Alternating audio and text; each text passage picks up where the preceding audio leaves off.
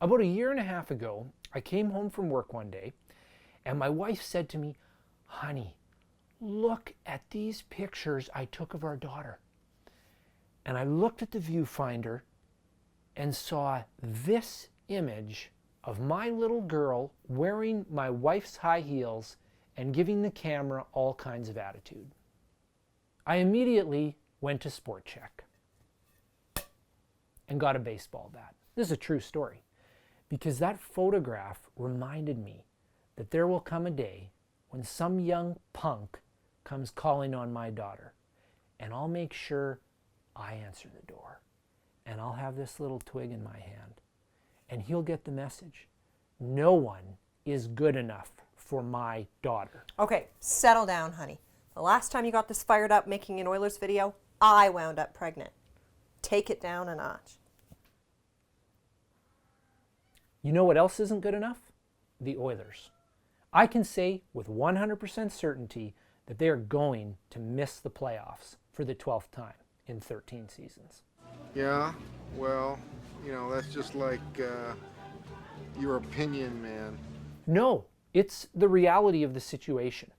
They actually won't be the only team to have done this. The Florida Panthers missed 13 of 14 years from 2001 to 2015. And the Carolina Hurricanes will accomplish the same feat as the Oilers this year if they miss. But they're the only team to do it in a Canadian market. Make no mistake about it, the Oilers are in crisis mode. They've already fired the coach. They've fired the general manager. They're as close to last place as they are to a playoff spot. Fans are throwing jerseys on the ice again.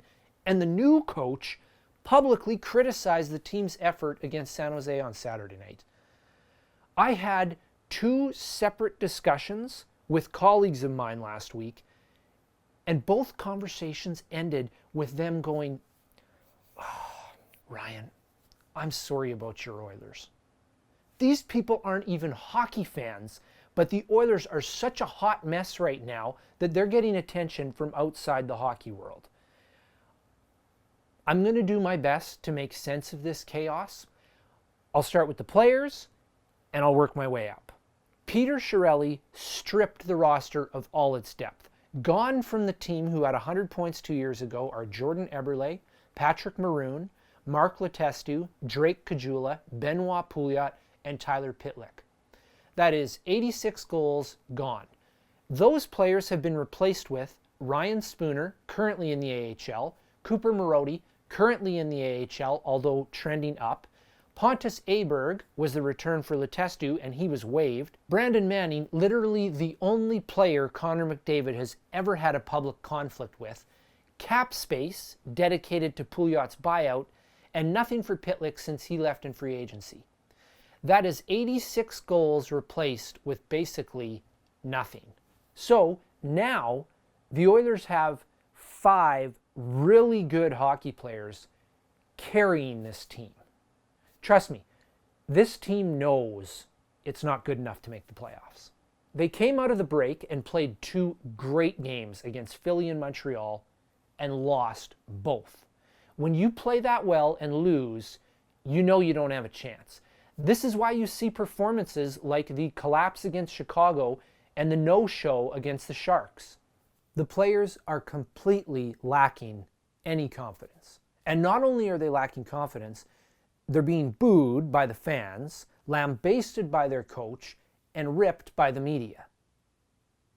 Do you think it's a coincidence that they've lost 11 of their last 13 at home? And trashing a guy like Draisaitl is just looking for a scapegoat. The guy is having a huge offensive season, and he knows that if he doesn't score, his team will probably lose. That is an enormous amount of pressure to shoulder every single game. Don't get me wrong, I am not trying to excuse poor performances. I'm just trying to offer some perspective on what the heck is going on here. Now, as for Coach Hitchcock, he's just playing the hand he was dealt.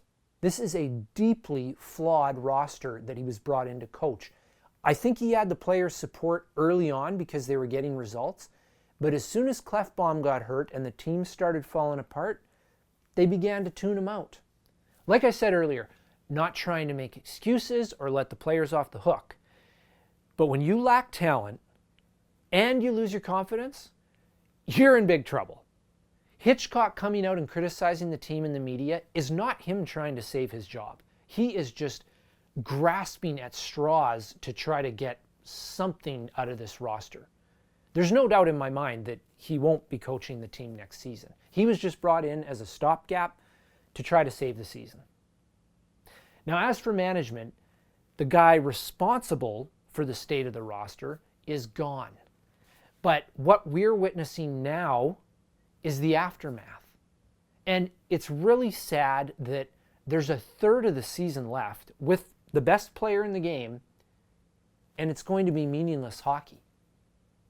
But the most concerning aspect of the organization right now is the leadership group.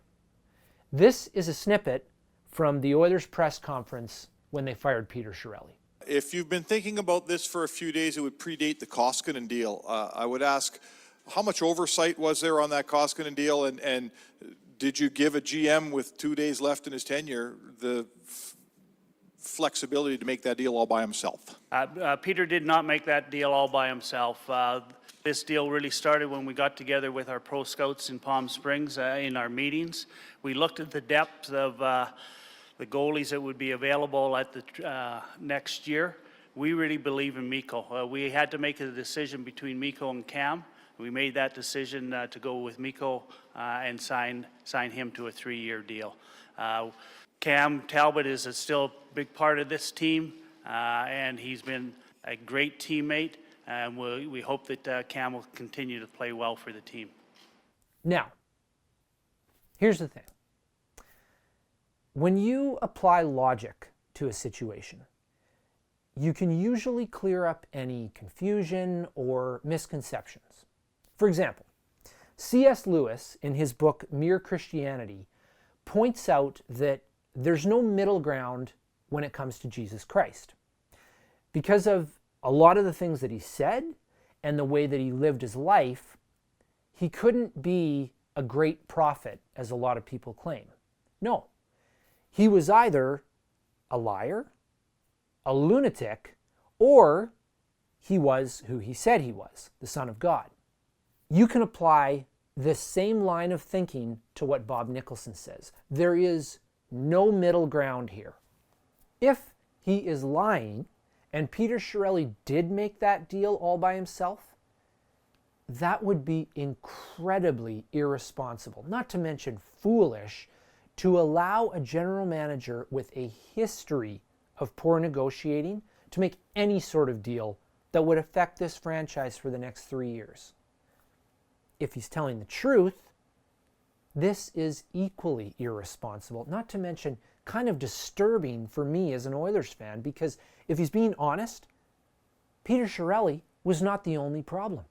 A group of individuals, he mentions pro scouts, thought it would be a good idea to sign a goaltender who'd played 27 games with the team to a 3-year contract extension, plus almost doubling his salary. Not only that, the timing of this deal was also terrible. I get it. You probably need to make a decision between Cam Talbot and Mikko Koskinen. But why do you need to make it in mid-January? What they should have done was allow the two to battle it out for the starter's job. And then, let's say a week before the deadline, you sit both guys down and you say, okay, we've decided on you. We're going to sign you to an extension. We're going to trade you. But just so there's no awkwardness, we're going to announce both of these things at the same time. Why did they need to show their hand so early? Because other GMs around the league, they know you're married to Koskinen and that you want to trade Talbot. You've lost all your leverage. And this is really discouraging as an Oilers fan. If some bozo sitting on his couch in his basement with a theological book in one hand and Lucille in the other knows this, and the people running a professional hockey team don't, that's a serious problem. Bob Nicholson used the idiom, there's something in the water. I don't think the problem with the Oilers organization is nearly that vague. The real issue is that rather than finding competent people to run this organization, fanboy Daryl Cates allows former Oilers and their cronies and their family members to run this circus. And when they fail and fail and fail, rather than fire them, he just shuffles them off into a corner office like Milton and his stapler. They've moved my desk 4 times already this year, and I used to be over by the window and I could see the squirrels, and they were married. This organization is not good enough, and it needs to stop. I understand they can't fire Nicholson, Lowe, MacT, and Howson right now and leave gaping holes throughout the organization with 27 games left to play. But come April 7th, if Daryl Cates is finally embarrassed enough by his laughingstock of a franchise, he needs to start writing some pink slips.